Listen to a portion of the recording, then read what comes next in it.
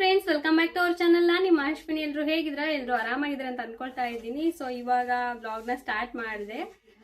ಬನ್ನಿ ಇವತ್ತಿನ ಒಂದು ವಿಡಿಯೋನ ಸ್ಟಾರ್ಟ್ ಮಾಡೋಣ. ಹಾಗೆ ಒಂದು ಲೈಕ್ ಕೊಟ್ಬಿಡಿ. ಒಂದು ಲೈಕ್ ಕೊಟ್ಬಿಡಿ, ಹಾಗೆ ಹೋಗಬೇಡಿ. ಹಾಗೆ ಈ ವಿಡಿಯೋನ ಇಷ್ಟ ಆದರೆ ನಿಮ್ಮ ಫ್ಯಾಮಿಲಿ ಫ್ರೆಂಡ್ಸ್ಗೂ ಕೂಡ ಶೇರ್ ಮಾಡಿ, ಹಾಗೆ ಕಾಮೆಂಟ್ ಮಾಡಿ. ಬನ್ನಿ ವಿಡಿಯೋ ಸ್ಟಾರ್ಟ್ ಮಾಡೋಣ. ಸೊ ಇವಾಗ ಒಂದು ಪಾರ್ಸಲ್ ಬಂತು. ಸೊ ಪಾರ್ಸಲ್ ಮೀಶೋದಿಂದ ಆರ್ಡರ್ ಮಾಡಿದ್ದೆ. ಹೇಗಿದೆ ಏನು ಅಂತ ಹೇಳ್ಬಿಟ್ಟು ಈ ಪ್ರಾಡಕ್ಟ್ನ ಇವಾಗ ರಿವ್ಯೂ ಮಾಡ್ತಾ ಇದ್ದೀನಿ. ಯಾಕಂದರೆ ತುಂಬ ವೈರಲ್ ಆಗಿತ್ತು ಈ ಪ್ರಾಡಕ್ಟ್ ಎಲ್ಲ ನೋಡಿ. ಮತ್ತು ನನಗೆ ಇದು ಯೂಸ್ ಆಗುತ್ತೆ ಅನ್ನೋ ಕಾರಣಕ್ಕೆ ಇದನ್ನು ಆರ್ಡರ್ ಮಾಡಿ ತರಿಸ್ಕೊಂಡಿದ್ದೀನಿ. ಸೊ ಈಗ ಫಸ್ಟು ಓಪನ್ ಮಾಡ್ತೀನಿ ಹೇಗಿದೆ ಅಂತ ಹೇಳಿ. ಅಂತ ಇದು ಒಂದು ಲಿಕ್ವಿಡು ನೋಡಿ, ಈ ಥರ ಇದೆ. ಹಾಗೆ ಒಂದು ಸ್ಪ್ರೇ, ಇದೊಂದು ಸ್ಪ್ರೇ ಇದಕ್ಕೆ ಕೊಟ್ಟಿದ್ದಾರೆ. ಇದು ಏನಂತಂದರೆ, ಇವಾಗ ಇಲ್ಲಿ ನೋಡ್ತಾ ಇದ್ದೀರಲ್ಲ, ಇಲ್ಲೇನೆ ಸ್ಟವ್ ಇರೋದು, ಗ್ಯಾಸ್ ಸ್ಟವ್ ಇಲ್ಲೇ ಇರೋದು ಆಯಿತಾ. ಗ್ಯಾಸ್ ಸ್ಟವ್ ನಾವು ಇಲ್ಲೇ ಹಚ್ಚೋದ್ರಿಂದ ಇಲ್ಲೆಲ್ಲ ಎಣ್ಣೆ ಜಿಡ್ಡೆಲ್ಲ ಹೋಗಿ ಕೂತ್ಕೊಂಡು ನೋಡಿ. ಸೊ ಈ ಥರ ಆಗಿದೆ. ಮತ್ತು ಇಲ್ಲೆಲ್ಲ ಫುಲ್ ಕಪ್ಪಗಾಗಿದೆ. ಅದನ್ನು ತಿಕ್ಕೋದು, ತೊಳೆಯೋದು, ಅದನ್ನು ತೆಗಿಯೋದಂದ್ರೇ ಸಖತ್ ಇರಿಟೇಟ್ ಆಗುತ್ತೆ. ಅಷ್ಟು ಗಮ್ ಥರ ಅಂಟ್ಕೊಂಡ್ಬಿಟ್ಟಿದೆ. ಹಾಗಾಗಿ ಇದನ್ನು ಆರ್ಡ್ರ್ ಮಾಡ್ಕೊಂಡೆ. ಮೇನ್ ಅಂತ ಅಂದಿದ್ದೆ ಇದಕ್ಕೋಸ್ಕರ ಇದನ್ನು ಆರ್ಡ್ರ್ ಮಾಡ್ಕೊಂಡಿದ್ದು. ಹಾಗೆ ಗ್ಯಾಸ್ ಸ್ಟವ್ ಏನಾದ್ರು ಕ್ಲೀನ್ ಮಾಡ್ಕೊಳೋಕ್ಕೆ ಯೂಸ್ ಆಗುತ್ತೆ ಅನ್ನೋ ಕಾರಣಕ್ಕೆ ಇದನ್ನು ಆರ್ಡ್ರ್ ಮಾಡಿ ತಂದಿದ್ದು. ಸೊ ಇದು ಬಂದುಬಿಟ್ಟು 91 ರೂಪಿ ಇದೆ. ಇದು ಹೇಗೆ ವರ್ಕ್ ಆಗುತ್ತೆ ಅಂತ ಹೇಳಿ ಹೇಳ್ತೀನಿ. ಪ್ಯಾಕೇಜಿಂಗ್ ಓಕೆ, ಪರವಾಗಿಲ್ಲ. ಬಟ್ ಇಲ್ಲಿ ನೋಡಿ, ಸೊ ಇದೆಲ್ಲ ಹೋಗ್ಬಿಟ್ಟಿದೆ. ನೋಡ್ತಾ ಇದ್ರೇ ಹಳೆ ಬಾಟಲ್ ಏನೋ ಅಂತ ಅನಿಸ್ಬೇಕು, ಆ ಥರ ಇದೆ. ಓಕೆ, ಈ ಬಾಟಲ್ ಮೇಲ್ಗಡೆದು ನಮಗೆ ಯೂಸ್ ಇಲ್ಲ. ಒಳಗಡೆ ಇರೋ ಲಿಕ್ವಿಡ್ ಯಾವ ಥರ ವರ್ಕ್ ಆಗುತ್ತೆ ಅನ್ನೋದು ನಮಗೆ ಮೇನ್ ಬೇಕಾಗಿರೋದು. ಸೊ ಇದನ್ನು ನಾನು ಹಾಕ್ಬಿಟ್ಟು ಹೇಗಿದೆ ಅಂತ ಹೇಳಿ ಹೇಳ್ತೀನಿ. ಇದರಲ್ಲಿ ಕಿಚನ್ ಕ್ಲೀನರ್ ಇದು ಆಯಿತಾ. ಕಿಚನ್ ಕ್ಲೀನರು ನಿಮಗೆ ಆಲ್ಮೋಸ್ಟ್ ಎಲ್ಲ ಥರದ್ದು ಸಿಗುತ್ತೆ ಮೀಶೋದಲ್ಲಿ. ನೋಡಿ ತಗೊಳ್ಳಿ. ಇವಾಗ ನಾನು ತೋರಿಸ್ತೀನಿ ಯಾವ ಥರ ಅಂತ ಹೇಳ್ಬಿಟ್ಟು, ಹೇಗೆ ವರ್ಕ್ ಆಗುತ್ತೋ ಇಲ್ಲೋ ಗೊತ್ತಿಲ್ಲ, ತೋರಿಸ್ತೀನಿ. ವಿಡಿಯೋ ಕಂಟಿನ್ಯೂ ಆಗಿ ನೋಡಿ. ಇದು ತುಂಬ ರೀತಿ ಲಿಕ್ವಿಡ್ ಎಲ್ಲ ಸಿಗುತ್ತೆ ಆನ್ಲೈನಲ್ಲಿ. ನಾನು ಈ ಕಂಪ್ನಿ ತರಿಸಿದ್ದೀನಿ. ನಾನಿಲ್ಲಿ ಫಸ್ಟು ಅದು ಏನು ಗ್ಯಾಸ್ ಸ್ಟವಿಂದು ಆನ್ ಆ್ಯಂಡ್ ಆಫ್ ಮಾಡೋದಿತ್ತು, ಅದನ್ನು ತೆಗೆಯೋದಕ್ಕೆ ಹೋದರೆ ಬರಲಿಲ್ಲ, ಫುಲ್ ಟೈಟ್ ಇತ್ತು. ಹಾಗಾಗಿ ಇನ್ನೊಂದು ಲೂಸ್ ಇತ್ತದು. ಆಲ್ರೆಡಿ ಅದು ಪದೇ ಪದೇ ಓಪನ್ ಆಗೋದು ಬೀಳೋದು ಹಾಗೆಲ್ಲ ಆಗ್ತಾಯಿತ್ತು. ಅಲ್ಲಿ ನೋಡ್ತಾ ಇದ್ದರೆ ಎಷ್ಟು ಫುಲ್ ಕಪ್ಪಗಾಗಿದೆ ಮತ್ತು ಎಣ್ಣೆ ಜಿಡ್ಡೆಲ್ಲ ಹೆಂಗೆ ಕುಂತಿದೆ ಅಂತ ಹೇಳಿ. ಓಕೆ, ಅದ್ರ ಮೇಲೆ ಟ್ರೈ ಮಾಡೋಣ, ಹಿಂಗೆ ವರ್ಕ್ ಆಗುತ್ತೋ ಇಲ್ಲೋ ನೋಡೋಣ ಅಂದ್ಬಿಟ್ಟು ನಾನು ಟ್ರೈ ಮಾಡಿದೆ. ಬಟ್ ನಾನು ಏನು ಮಾಡಿದ್ದೀನಿ ಅಂದರೆ, ಇದರಲ್ಲಿ ನೀವು ಫಸ್ಟಿಗೆ ನೋಡಿದ್ರಲ್ವ, ಸೊ ಅದನ್ನು ನಾನು ಏನು ಅದು ಸ್ಪ್ರೇ ಬಾಟ್ಲ್ದು ಅದನ್ನು ಲೂಸ್ ಮಾಡೋಣ ಅಂತ ಹೇಳ್ಬಿಟ್ಟು ಓಪನ್ ಮಾಡಿದೆ. ಅದು ನಾನು ವಿಡಿಯೋನ ಸ್ಟಾಪ್ ಮಾಡಿಬಿಟ್ಟಿದ್ದೀನಿ, ಪಾಸ್ ಕೊಟ್ಬಿಟ್ಟಿದ್ದೀನಿ. ಹಾಗಾಗಿ ಆ ವಿಡಿಯೋ ರೆಕಾರ್ಡ್ ಆಗಿದೆ ಬಿಡು ಅಂದ್ಕೊಳ್ತಾನೆ ನಾನು ಎಲ್ಲ ಕ್ಲೀನ್ ಮಾಡ್ತಾಯಿದ್ದೀನಿ. ಬಟ್ ವಿಡಿಯೋ ರೆಕಾರ್ಡ್ ಆಗಿಲ್ಲ. ಆಮೇಲೆ ಓಕೆ ಅಂದ್ಬಿಟ್ಟು ಮತ್ತೆ ಇನ್ನೊಂದು ಸಲ ಸ್ಪ್ರೇ ಮಾಡಿ ಈಗ ನಿಮ್ಗೆ ತೋರಿಸ್ತಾ ಇದ್ದೀನಿ. ನಾನು ತುಂಬ ಹೊತ್ತು ಕೂಡ ಬಿಟ್ಟಿಲ್ಲ. ಹಾಗೆ ಸ್ಪ್ರೇ ಮಾಡಿದ ತಕ್ಷಣ ಬಟ್ಟೆ ತೊಗೊಂಡು ಜಸ್ಟ್ ಹಂಗೆ ಒರೆಸ್ತಾ ಇದ್ದೀನಿ. ನೀವು ನೋಡ್ತಾ ಇರ್ಬೋದು ಮೊದಲಿಗೆ ಇದ್ದಿದ್ದಕ್ಕೂ ಇವಾಗಿನಕ್ಕೂ ಡಿಫ್ರೆನ್ಸ್ ಹೆಂಗಿದೆ ಅಂತ ಹೇಳ್ಬಿಟ್ಟು. ನನಗಂತೂ ಯೂಸ್ ಆಗುತ್ತೆ ಅಂತ ಅಂದ್ಕೊಂಡೆ. ಯಾಕಂದ್ರೆ ಮೇನ್ ಇಲ್ಲಿ ಗ್ಯಾಸ್ ಏನಿದೆ ಅಲ್ಲೆಲ್ಲ ಯೂಸ್ ಆಗುತ್ತೆ ಆಯಿತಾ. ಈ ಥರ ಕಲೆಗಳು ಮತ್ತು ಈ ಥರ ಎಣ್ಣೆ ಜಿಡ್ಡೆಲ್ಲ ಇರುತ್ತಲ್ವ, ಸೊ ಅದೆಲ್ಲ ಕ್ಲೀನ್ ಆಗುತ್ತೆ. ನನಗೆ ಇನ್ನೊಂದು ಬಂದುಬಿಟ್ಟು, ನಾನು ಮೇನ್ ಹೇಳಿದ್ನಲ್ವ, ನಾನು ಇಲ್ಲಿ ಗ್ಯಾಸ್ ಹಚ್ತೀನಿ, ಇಲ್ಲೆಲ್ಲ ಈ ಥರ ಅಂಟಂಟಾಗಿರುತ್ತೆ. ಸೊ ಅಲ್ಲಿ ನಾನು ಫಸ್ಟು ಕ್ಲೀನ್ ಮಾಡ್ಕೋಬೇಕಂತ ಇದನ್ನು ಪ್ರತಿ ಸಲವೂ ನಾನು ಏನು ಮಾಡ್ತೀನಿ ಅಂದರೆ, ಇದು ಕಲ್ಲು ಪದೇ ಪದೇ ನಾವು ಲೋಟ ಅಥವಾ ಏನಾದ್ರು ಬೇರೆ ಸ್ಟೀಲಲ್ಲಿ ತೊಗೊಂಡು ತಿಕ್ಕೋದಕ್ಕಾಗಲ್ಲ. ಕಲ್ಲು ಸವಿಯುತ್ತೆ ಮತ್ತು ಕಲ್ಲು ಪುಡಿ ಪುಡಿಯಾಗಿ ಉದುರ್ತಾ ಹೋಗುತ್ತೆ.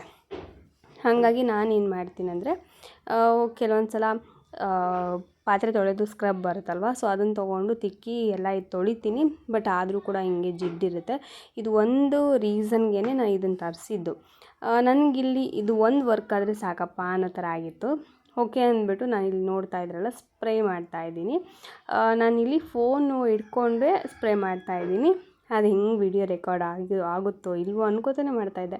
ಯಾಕಂದರೆ ನಾನು ನೋಡಿಕೊಂಡು ಮಾಡ್ತಾಯಿಲ್ಲ. ಅಂದರೆ ಇವಾಗ ಕ್ಯಾಮ್ರಾದಲ್ಲಿ ರೆಕಾರ್ಡಿಂಗ್ ಹೆಂಗೆ ಆಗ್ತಾಯಿದೆ ಅಂತ ನೋಡ್ಕೊಂಡು ಮಾಡ್ಕೊಳಕ್ಕಾಗಲ್ಲ. ಫ್ರಂಟ್ ಕ್ಯಾಮ್ರಾ ಇಟ್ಬಿಟ್ಟು ಮಾಡೋದು. ಫ್ರಂಟ್ ಕ್ಯಾಮ್ರಾದಲ್ಲಿ ನಾನು ಮಾಡ್ತಾ ಇದ್ದಿದ್ದು. ಜಸ್ಟ್ ಅದ್ರ ಮೇಲೆಲ್ಲ ಬೀಳ್ತಾ ಇತ್ತು. ಆದರೂ ಓಕೆ ಮಾಡೋಣ, ಹೆಂಗೆ ವರ್ಕ್ ಆಗುತ್ತೋ ಇಲ್ಲೋ ನೋಡೋಣ. ತುಂಬ ರಿವ್ಯೂ ಎಲ್ಲ ಕೊಟ್ಟಿದ್ರು ಅಂತ ಹೇಳಿಬಿಟ್ಟು ನಾನಿಲ್ಲಿ ಟ್ರೈ ಮಾಡಿದೆ. ನೋಡಿ, ಒಂದು ಸ್ಪ್ರೇ ಮಾಡಿ ಒಂದು ಸ್ವಲ್ಪ ಹೊತ್ತಲ್ಲೇ ನಾನು ಇದನ್ನು ತೊಗೊಂಡು ಚೆನ್ನಾಗಿ ತಿಕ್ತಾ ಇದ್ದೀನಿ. ಅಂದರೆ ಜಸ್ಟ್ ಹಂಗೆ ಒರೆಸ್ತಾ ಇದ್ದೀನಿ. ಸ್ಕ್ರಬ್ ಇರುತ್ತಲ್ವ ನಾವು ಪಾತ್ರೆ ತೊಳೆಯೋದು, ಅದು ತೊಗೊಂಡು ಹಿಂಗೆ ತಿಕ್ತಾ ಇದ್ದೀನಿ ಅಷ್ಟೇ. ಓಕೆ, ನನಗೆ 50% ಇದ್ರ ಮೇಲೆ ನನಗೆ ವರ್ಕ್ ಆಗಲಿಲ್ಲ. ಯಾಕಂದರೆ ಎಲ್ಲ ಸ್ಪ್ರೇ ಮಾಡಿ ಹೀಗೆಲ್ಲ ತಿಕ್ಕಿದಾಗ ಆವಾಗ ಅಂಟಿರಲಿಲ್ಲ ಕೈಗೆಲ್ಲ, ಅದು ಅಂಟೋ ಥರ ಏನೂ ಆಗಲಿಲ್ಲ. ಓಕೆ, ವರ್ಕ್ ಆಗ್ತಾ ಇದೆಯಲ್ಲ ಅಂತ ಅನ್ನಿಸ್ತು. ಆಮೇಲೆ ಯೋಚನೆ ಮಾಡಿದೆ, ಇವಾಗಲೇ ರಿಸಲ್ಟ್ ಗೊತ್ತಾಗಲಿ, ಒಂದು 5-10 ನಿಮಿಷ ಬಿಟ್ಟು ಮತ್ತೆ ಟಚ್ ಮಾಡಿ ನೋಡಿದ್ರೆ ಗೊತ್ತಾಗುತ್ತಲ್ವ. ಸೊ ಆ ಥರ ಏನಾದರೂ ಅಂಟೋದಿದ್ರೆ ಕೈಗೆ ಅಂಟುತ್ತೆ ಅಂದ್ಬಿಟ್ಟು ಸರಿ ಅಂತಂದೇಳಿ ಫಸ್ಟ್ ಈಗ ಎಲ್ಲ ಒರೆಸ್ತಾ ಇದ್ದೀನಿ. ಅದೆಲ್ಲ ಬಟ್ಟೆ ತೊಗೊಂಡು ನೀಟಾಗಿ ಒರೆಸ್ತಾ ಇದ್ದೀನಿ. ಮತ್ತು ಇಲ್ಲಿ ಮೇಲ್ಗಡೆ ಇಲ್ಲಿ ನೋಡ್ತಾ ಇದ್ರಲ್ವ, ಸೊ ಇಲ್ಲೂ ಜಸ್ಟ್ ಹಂಗೆ ಟಚ್ ಮಾಡಿ ನೋಡಿದೆ, ಏನೂ ಅಂಟ್ತಾ ಇಲ್ಲ. ನೋಡಿ, ಇವಾಗ ನಿಮ್ಗೆ ತೋರಿಸ್ತಾ ಇದ್ದೀನಿ. ಅದು ಫುಲ್ಲು ಇದು ಮಾಡಿ ಏನೂ ಅಂಟ್ತಾ ಇರಲಿಲ್ಲ. ಸರಿ ಅಂತ ಅಂದ್ಬಿಟ್ಟು ಇಲ್ಲಿ ಹಿಂಗೆ ನೋಡ್ತಾ ಇದ್ರಲ್ವ ಎಣ್ಣೆ ಜಿಡ್ಡು ಹೆಂಗೆ ಕಾಣ್ತಾ ಇದೆ ಅಂತ. ಸೊ ಇಲ್ಲೂ ಕೂಡ ಸ್ಪ್ರೇ ಮಾಡೋಣ, ಇಲ್ಲೂ ಕೂಡ ಕ್ಲೀನ್ ಮಾಡೋಣ, ನೋಡೋಣ ಇಲ್ಲಿ ವರ್ಕ್ ಆಗುತ್ತೇನೋ, ನಿಮ್ಗೆ ಕ್ಲಿಯರಾಗಿ ಕಂಡಿದೆಯೋ ಇಲ್ಲ ಅಂದ್ಬಿಟ್ಟು ಇಲ್ಲೂ ಕೂಡ ನಾನು ಟ್ರೈ ಮಾಡಿದೆ. ಇಲ್ಲೇನಂತಂದರೆ ಇಲ್ಲೂ ಸೇಮ್, ನಾವು ಈ ಥರ ಸ್ಪ್ರೇ ಮಾಡಿದಾಗ ಅದೆಲ್ಲ ಕ್ಲಿಯರ್ ಆಗಿದೆ ಅಂತ ಅನಿಸುತ್ತೆ. ಬಟ್ ಅದಾದಮೇಲೆ ಒಂದು ಸ್ವಲ್ಪ ಹೊತ್ತು ಬಿಟ್ಟಾದಮೇಲೆ ನನ್ನ ಕೈಗೆ ಅದು ಅಂಟ್ತಾ ಇತ್ತು. ಸೊ ಓಕೆ, ಇದೇನೋ 50% ಇದ್ದಂಗೆ ಇದೆಯಲ್ಲ ಅಂದ್ಬಿಟ್ಟು ನಾನು ಸುಮ್ಮನಾದೆ. ಮತ್ತು ಇದನ್ನೆಲ್ಲ ನಲ್ಲಿಗಳು ಇರುತ್ತಲ್ವ, ನಲ್ಲಿಗಳ ಮೇಲ್ಗಡೆ ಎಲ್ಲ ನೀರೆಲ್ಲ ಬಿದ್ದು ಕಲೆ ಆಗಿರುತ್ತಲ್ವ, ಸೊ ಅಲ್ಲೂ ಕೂಡ ವರ್ಕ್ ಆಗುತ್ತೆ. ಅಲ್ಲಿ ಬೇಕಾದ್ರೆ ನೀವು ಟ್ರೈ ಮಾಡ್ಬೋದು. ಮತ್ತು ಗ್ಯಾಸ್ ಸ್ಟವ್ ಮೇಲೆ ನಾನು ಹೇಳಿದ್ನಲ್ವ ಎಣ್ಣೆ ಜಿಡ್ಡಾಗಿ ಫುಲ್ಲು ಹಾಗೆ ಕಪ್ಕೊಂತಿರುತ್ತಲ್ಲ ಕೊಳೆ ಥರ, ಸೊ ಅಲ್ಲೂ ಕೂಡ ನೀವು ಟ್ರೈ ಮಾಡ್ಬೋದು, ಕ್ಲೀನ್ ಆಗುತ್ತೆ. ಸೊ ಇದನ್ನು ನಾನು ನೋಡ್ತಾ ಇದ್ದೀರಲ್ಲ, ಈ ಥರ ಜಸ್ಟ್ ಹಾಗೆ ಸ್ಕ್ರಬ್ ತೊಗೊಂಡು ಉಜ್ತಾ ಇದ್ದೀನಿ. ಏನಂದರೆ ಸ್ಟಾರ್ಟಿಂಗಲ್ಲಿ ನನಗೆ ಓಕೆ ಚೆನ್ನಾಗಿ ವರ್ಕ್ ಆಗ್ತಾಯಿದೆ ಅಂತ ಅನ್ನಿಸ್ತು. ಅದಾದಮೇಲೆ ನಾನು ಟಚ್ ಮಾಡಿದ ಮೇಲೆ ಅದು ಅಂಟ್ತಾ ಇತ್ತು. ನನಗೆ ಒಂಥರ ಡಿಸಪಾಯಿಂಟ್ ಆದಂಗೆ ಆಯಿತು. ಹಾಗಾಗಿ ಇದನ್ನು ರೆಕಮೆಂಡ್ ಮಾಡ್ತೀರಾ ಅಂತ ಅಂದರೆ 50% ತೊಗೋತೀನಿ ಅಂತ ಅಂದರೆ ಈ ಥರ ಕಲ್ಲುಗಳಿಗೆ ಹಿಂಗೆ ಅಂಟುತ್ತೆ ಅಂತ ಹೇಳ್ಬಿಟ್ಟು ನಾನು ತೊಗೊಳೋದು ಜಾಸ್ತಿ. ಸೊ ಆ ಥರ ತೊಗೋತೀರಿ ಅಂದರೆ ಅದು ನಾನು ಇಲ್ಲಿ ಯೂಸ್ ಮಾಡ್ತಾ ಇರೋದು ಈ ಥರದ ಕಲ್ಲು, ಏನು ಕಪ್ಪು ಕಲ್ಲು ಬರುತ್ತಲ್ವ, ಇದಕ್ಕೇನೋ ಅಂತಾರಪ್ಪ. ಸೊ ಆ ಕಲ್ಲನ್ನ ಹಾಕಿರೋದು, ಶೆಲ್ಪ್ ಕಲ್ಲು. ಅದ್ರ ಮೇಲೆಲ್ಲ ಸ್ಪ್ರೇ ಮಾಡಿದೆ. ಓಕೆ, ಯೂಸ್ ಆಯಿತು ಅಂತ ಒಂದು ಸಲ ಅನಿಸಿದ್ರೆ ಯೂಸ್ ಆಗಿಲ್ಲ ಅನ್ನೋ ಥರ ಆಯಿತು. 50% ನಾನು ಇದನ್ನು ರೆಕಮೆಂಡ್ ಮಾಡಲ್ಲ, ಯಾಕಂದರೆ 100% ಆಗಿದ್ದು ನಾನು ರೆಕಮೆಂಡ್ ಮಾಡ್ತಾಯಿದ್ದೆ. ಸೊ ನಂಗೆ 100% ನನಗೆ ಸ್ಯಾಟಿಸ್ಫ್ಯಾಕ್ಷನ್ ಅಂತ ಅನ್ನಿಸ್ಲಿಲ್ಲ. ಹಾಗಾಗಿ ನಾನು ಇದನ್ನ ರೆಕಮೆಂಡ್ ಮಾಡ್ತಾಯಿಲ್ಲ. ನಿಮಗೇನಾದರೂ ತೊಗೊಂಡು ನೋಡ್ತೀನಿ ಅನ್ನೋದಿದ್ರೆ ತೊಗೊಳ್ಳಿ, ಆಯಿತಾ. ಮತ್ತು ಇಲ್ಲಿ ಓಕೆ, ಇಲ್ಲಿ ಹಿಂದ್ಗಡೆ ಈ ಥರ ಕಾಣ್ತಾ ಇದೆಯಲ್ಲ, ಸೊ ಅಲ್ಲೂ ಕೂಡ ಟ್ರೈ ಮಾಡೋಣ ಅಂತ ಅಂದ್ಬಿಟ್ಟು ನಾನು ಗ್ಯಾಸ್ ಸ್ಟವ್ ಹಿಂದ್ಗಡೆ ಬರ್ನರ್ ಹತ್ರ ಟ್ರೈ ಮಾಡಿದೆ. ಇಲ್ಲಿ ಕೆಳಗಡೆ ನೀವೇನು ಕಪ್ಪು ಕಾಣ್ತಾ ಇದೆ, ಸೊ ಅಲ್ಲಿ ವರ್ಕ್ ಆಯಿತು, ಅಂದರೆ ಅದೆಲ್ಲ ಬಿಟ್ಕೊಳ್ತು, ಆಯಿತಾ. ಮತ್ತು ಮೇಲ್ಗಡೆ ಕಪ್ಪು ಕಾಣ್ತಾ ಇದೆ, ಸೊ ಅಲ್ಲೆಲ್ಲ ಕ್ಲೀನ್ ಆಗಲಿಲ್ಲ. ಯಾಕೆ ಹಿಂಗೆ ಆಗ್ತಾಯಿದೆ ಅನ್ನೋದೊಂದು. ಮತ್ತು ರಿವ್ಯೂಸ್ ಎಲ್ಲ ಕೆಲವೊಬ್ರು ಕೊಟ್ಟಿದ್ದಾರೆ, ಏನಂದರೆ ಪಾತ್ರೆ ಮೇಲೆಲ್ಲ ಟ್ರೈ ಮಾಡಿದ್ದಾರೆ, ಅದು ಕಪ್ಪಗಿರೋದೆಲ್ಲ ಅದು ಕ್ಲೀನ್ ಆಗಿದೆ ಅಂತ ಎಲ್ಲ ತೋರಿಸಿದ್ದಾರೆ. ಸೊ ಅದು ಏನು ಗೊತ್ತಿಲ್ಲ, ಯಾರಿಗೆ ಹೆಂಗೆ ವರ್ಕೌಟ್ ಆಯಿತೋ ಏನೋ. ಇಲ್ಲಿ ನೋಡಿ ಈ ಥರ ಅಂದಾಗ ಓಕೆ, ಅಲ್ಲೆಲ್ಲ ಬಿಚ್ಕೊಂತು, ಕ್ಲೀನ್ ಆಯಿತು. ನಾನು ರೆಕಮೆಂಡ್ ಮಾಡಲ್ಲ. ಬೇಕು ಅಂತ ಅಂದರೆ ತೊಗೊಳ್ಳಿ. ಕಿಚನ್ ಕ್ಲೀನರ್ ಅಂತ ನೀವು ಸರ್ಚ್ ಮಾಡಿದರೆ ನಿಮಗೆ ಮೀಶೋದಲ್ಲಿ ಆರಾಮ್ಸೆ ಸಿಗುತ್ತೆ.